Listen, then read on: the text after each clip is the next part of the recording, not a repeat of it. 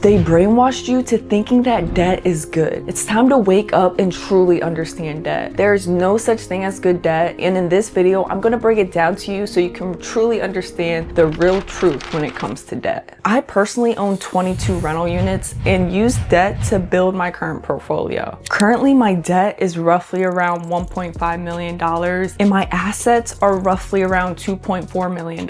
So the difference of that is my net worth, which looks great and all, but I'm gonna break it down to you on why this isn't so great and why prioritizing good debt is not the way to go. But first and foremost, let's define what investors say good debt is. They say that good debt is roughly money borrowed that is used to generate income or increase value of something. Sounds pretty good, right? Well, let me break down a real life example of what happened in my life so that you can see how this debt plays a huge part. My business partner and I bought a value add rental property for $82,500, and we put some work into it, and after we went to go refinance it, it's now worth $160,000. Our current mortgage on it is $1,175.79, and our mortgage is a 30-year term. But what we decided to do was to add some more money towards our principal payment, so our mortgage comes to $1,300. But I want to take a deeper look at our mortgage statement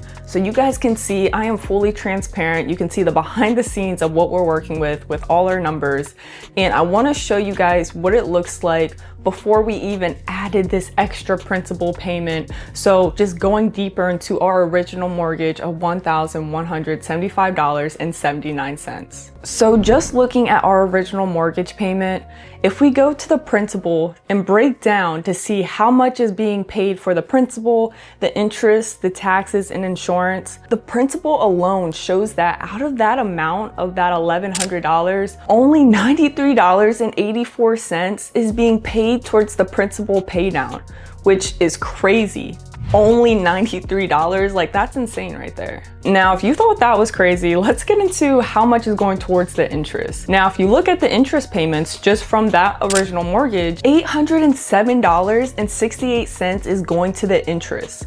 Like, that is eating so much just from the cash flow alone. That blows my mind. Now guys, if you thought that was crazy, let me really blow your mind. So if we take that interest alone, that $807.68, we have to pay that each month within our mortgage, right?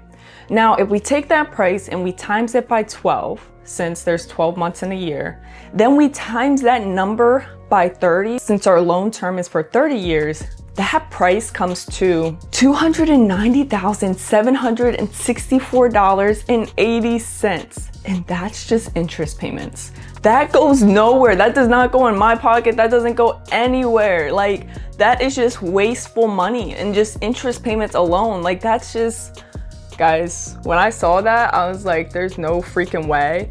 And the crazy thing about this is that $290,000, the house isn't even worth that. The house is only worth $160,000.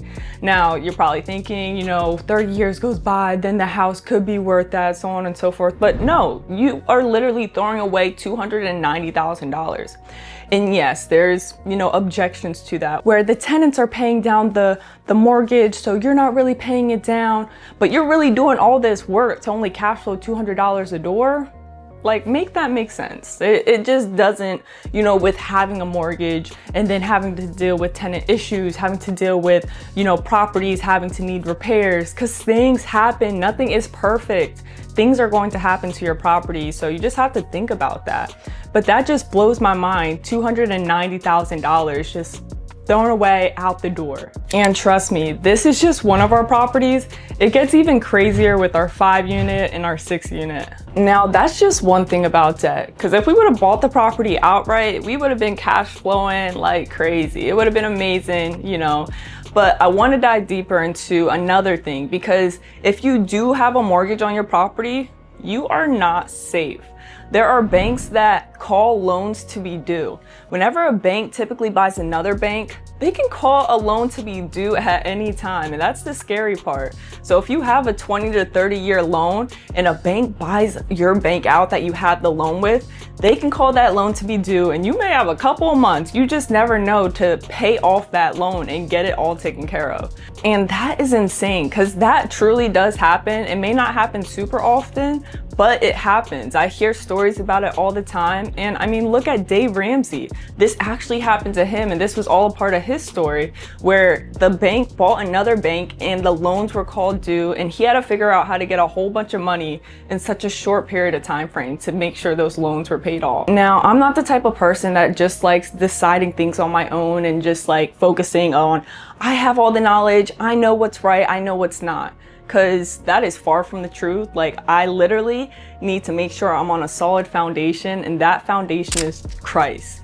And I make sure that I dive deeper into the Bible to make sure that I am going off of biblical principles. Because at the end of the day, I would not be where I'm at without God.